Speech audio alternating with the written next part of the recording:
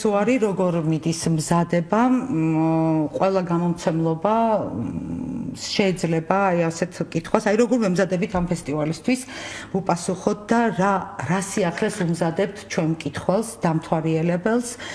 არ არის გამორიცხული, რომ კი თბილისელები ნამდვილად და თბილისის მაცხოვრებლები მოვლენ რა თქმა უნდა ამ ფესტივალზე, მაგრამ არ არის გამორიცხული, რომ ჩვენი რეგიონებიდან ჩამოვიდნენ ბევრი სპეციალურად იმისთვის თან შაბათი კვირა ემთხვევა 2 დღე არის შაბათი და კვირა და იყოს ძალიან აქტიური აი ეს დღეები. თუ შეიძლება აი მე თქვენთან გადმოვიდოდი ქალბატონმა მარინამ დაიწყოს ამაზე მარინა ბალავაძემ. დიახ, კი ბატონო, გისმენთ. როგორ ემზადებით? მემზადებით დიდი პასუხისმგებლობით მადლობა მოწვევისთვის და საშუალება რომ მაქვს რომ ახლა ვილაპარაკოთ ჩვენ გამომცემლობას და იმაზე თუ როგორ მემზადებით. ზოგადად ეს წიგნის ფესტივალი ჩვენთვის დღესასწაულია და ერთგვარი ანგარიშის ჩაბარება მკითხველისთვის. ჩვენც ასე ტრადიციულად ყოველ წელს ავართ წარმოდგენილი და წლიდან წლამდე სულებას ვფიქრობთ როგორ ვუპასუხოთ მოლოდინებს ჩვენი მკითხველისას, რა შევთავაზოთ კარგი, რა სიახლეები და წელსაც მე მგონი ცუდად არ მომემზადეთ და ბევრ ძალიან საინტერესო წიგნს შევთავაზებთ მკითხველებს. მოგეხსენებათ გამომცემლობა აგორა ძირითადად ფრანგული ლიტერატურაზე ორიენტირებული გამომცემლობა და არ გვეღალატია ტრადიციისთვის და წარმოვადგენთ რომენგარის ორ რომანს ძალიან საინტერესოს, ეს არის ცისფესვები და ფრანები. ასევე წარმოვადგენთ ოლივიე როლენის მეტეოროლოგს, ესეც სრულიად ახალი გამოცემული წიგნია, ცოტა ხნის მარტის თვეში ჰქონდა პრეზენტაცია და თვითონ წერალიც იყო ჩამოსული. ეს გახლავთ აი საბჭოთა კავშირის პერიოდზე, ტერორის პერიოდში აქვს აღწერილი და ბევრისთვის ძალიან მტკივნეული, მაგრამ ასევე ძალიან საინტერესო თემა იქნება იგივე ახალგაზრდებისთვის, რომ წარმოდგენა ჰქონდეთ თუ სად ცხოვრობდით, რა გამოიარა ხალხმა და ეს ავტორს ისე კარგად აქვს აღწერილი და ისე შთამბეჭდავად, რომ ნამდვილად დარწმუნებული ვარ, რომ ძალიან საინტერესო იქნება. ფრანგული ლიტერატურის გარდა ბუნებრივია ჩვენ სხვა სიახლეებიც გვაქვს, მაგალითად თურქი წერლის ნაწარმოები ჰაქანგი უნდა იგახლავთ, ესეთი ახალგაზრდა, მაგრამ ძალიან წარმატებული და თურქეთში კი არა უკვე საზღვარგარეთად ძალიან ცნობილი მწერალი. ჩვენ მისი ერთი ნაწარმოები დასაბამიდან დასასრულამდე უკვე შევთავაზეთ მიკითხველს და ძალიან დიდი ინტერესი დაიმსახურა და ახლა ვთავაზობთ რომანს კიდევ. ვიტყოდი რომ ეს არის მე ამბოხე ძალიან გაბედული მწერალი, რომელიც ისე მწვავედ ლაპარაკობს გლობალურ პრობლემებზე, რომ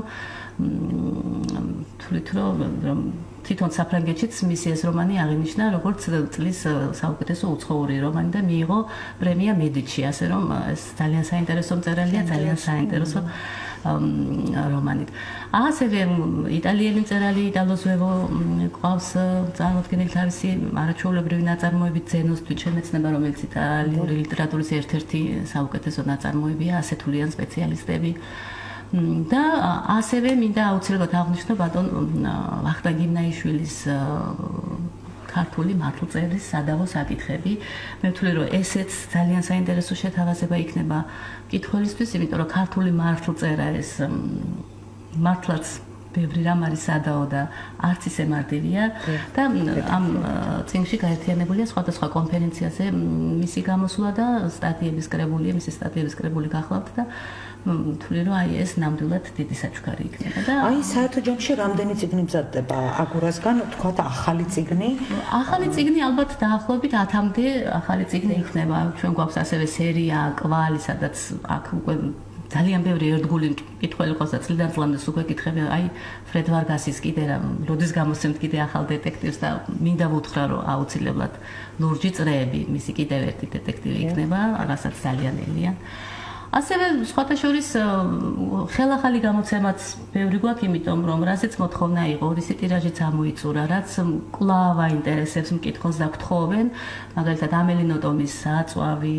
გვაქვს ასევე ძალიან საინტერესო ქართული სამზარეულო. სამზარეულოზე ძალიან ბევრი გამოდის და იბეჭდება, მაგრამ ქალბატონი მზია სიმონიძე და დიახ არის ავტორი და საინტერესოა იმ კუთხით, რომ აქ ავტორები შეეცადნენ, რომ მხარეების მიხედვით წარმოედგინათ ქართული სამზარეულო და რომ გადახედავთ, აი ამ მხარეებში ისეთი კერძებია ჩამოთვლილი, რომელიც მე პირადად არც გამეგო და ძალიან გამეხარდა, რომ აი ასეთი ძალიან კარგად შევსებული სრული ის არის და თანაც ისეთი რეცეპტებია, რომ პრობლემა არ არის მათი დამზადება სახლში. ნამდვილად, კი, მე მაგალითად პირადად გამიადვილდა ბევრი რამე ამ წიგნის დასაწყისად. სადეთ უკვე ამ წიგნის მაგალითად საახალწლო პასკებს ვაკეთებ და ნამდვილად იგივე გოზინავს. ასე რომ ყველას ვურჩევ, იმიტომ რომ ავტორები ცდილობდნენ, რომ საუკეთესო რეცეპტებიდან საუკეთესო აერჩიათ. დამბოლ ხაჭოს მომზადებაც არის? ყველაფერია. ძალიან. ყველაფერია შესული, ასე რომ ილუსტრირებული არ არის, მაგრამ შინაარსით ისეთი დატვირთულია, იცით რა, ხა თვალს კი გტაცევს ილუსტრაცია, მაგრამ ილუსტრაციით ვერ გააკეთებ კარგ კერძს და იქ ისეთნაირად არის დაწრულებით და ზუსტად მოცემული რეცეპტი, რომ მართალი გითხრათ, შთაგონება პრინციპში არა, შეთანხმებით ნამდვილად ისე შუალის თან შთაგონებასაც კი, რა თქმა უნდა, მაგრამ ნუ ჩვენ ილუსტრირებული ამ ეტაპზე არ გვაქვს, მაგრამ სამაგერად ძალიან საინტერესოა. პატარა პრინცს გამოვცემთ ხელახლა მოგეხსენებათ როგორი მოთხოვნაა პატარა პრინცზე. ამ წელს უკვე უფრო პატარა ფორმატით ვთავაზობ კითხვას, ორნაირი გვექნება რბილი ყდითაც და მაგარი გარეგანიც ექნება და ასევე ფრანგულადაც ორიგინალსაც ვთავაზობთ.